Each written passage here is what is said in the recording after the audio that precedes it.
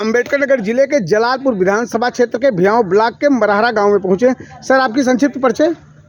जी, मेरा नाम पंडित दिवाकर मिश्रा जी और हम अयोध्या से आए हैं और हमारी कथा व्यास जी, जिनका नाम है पूज्य आराधना शास्त्री जी। हम सभी लोग कल से इस मरहरा ग्राम में सनातन सेवा समिति की तरफ से यह कथा का आयोजन किया गया है, जो दिनांक 27 तारीख से प्रारंभ हो चुका है। ये विगत 7 दिनों तक चलेगी और कल कथा एक दिन हमारी हो चुकी है। सर, कल किस विषय पे चर्चा हुई? कल की प्रथम दिन की कथा में हम सभी लोगों ने इस कलिकाल कलिकाल के युग में हम लोग बैठे हैं और हमारा जीवन यापन हो रहा है कलयुग के बारे में। तो लोग कलयुग को कहते हैं कि सबसे भ्रष्ट युग इस समय है, बड़ा पाप कुकर्म, कोई धर्म को मानने वाला नहीं, कोई प्रभु के गुणगान को गाने वाला नहीं। तो हम लोगों ने अपने कथा के माध्यम से चारों युगों की चर्चा करते हुए और हमारी बुद्धि क्षमता के अनुसार हमने कलयुग को ही सबसे श्रेष्ठ युग बताया है।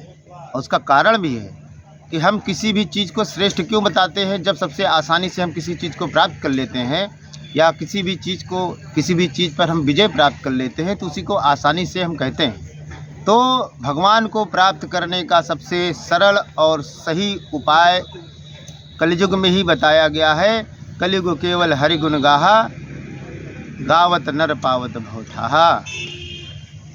इसी पे हम लोगों ने कल पूरा 4 घंटा। सर, आज किस विषय पे चर्चा होगी? और आज जो है, आज कथा का द्वितीय दिवस है। द्वितीय दिवस में सर्वप्रथम हम गोस्वामी तुलसीदास जी के बारे में संक्षिप्त परिचय देंगे और गोस्वामी तुलसीदास जी द्वारा रामचरितमानस लिखने की आवश्यकता क्यों पड़ी, क्या वजह थी और गोस्वामी तुलसीदास जी ने किस परिप्रेक्ष्य में, किस स्थिति में उन्होंने लिखा है, ये जरूर हम अपने श्रोता बंधुओं को बताएंगे कि रामचरितमानस हमारे लिए कोई साधारण ग्रंथ नहीं है। श्रीमद् भागवत कोई साधारण ग्रंथ नहीं है।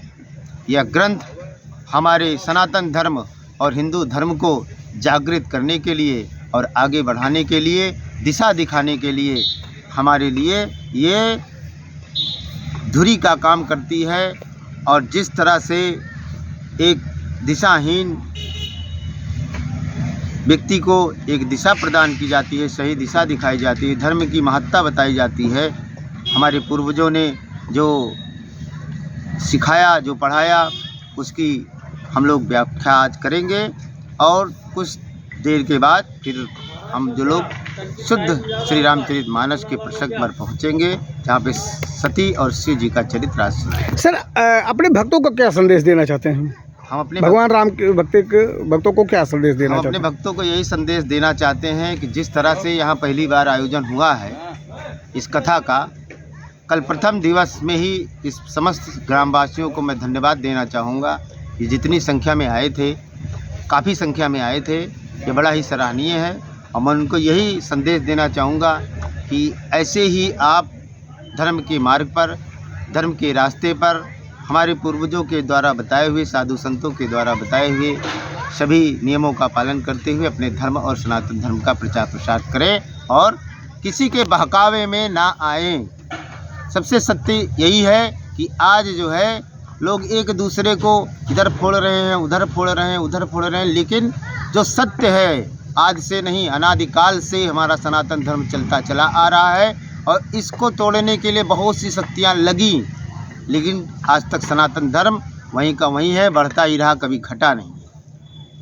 यही मैं समस्त श्रोता बंधु, समस्त हिंदू समाज से, समस्त जो है सनातनियों से यही आग्रह करूँगा कि अपने सनातन धर्म को देखें, उसकी रक्षा करें, आने वाली पीढ़ी, ताकि हमारे सनातन धर्म के बारे में भूलने का भी प्रयास ना सोचे। नमस्कार दोस्तों, आज हम अम्बेडकर नगर जिले के जलालपुर विधानसभा क्षेत्र के भियाव ब्लॉक के मढ़ारा पहुंचे हैं, जहां रामकथा चल रही है। रामकथा का दूसरा दिन है और यहां ग्रामवासियों से लेकर दूर दूर ग्रामवासियों में, जनप्रतिनिधियों में एक उत्साह है कि यहां देश की आज़ादी के 76 वर्ष बीत जाने के बाद पहली बार यहां रामकथा का संचालन हुआ, जिसमें भक्तों में काफ़ी जिज्ञासा है कि जल्दी से हम अपना काम निपटा कर रामलीला मैदान में मढ़ारा आदर्श गाँव में पहुँच कर राम के भगवान के विचारों को सुने और उनके किए गए कार्यों का अनुकरण करें और अपना जीवन धन्य करें। इसी के साथ राजेश तिवारी, अम्बेडकर नगर।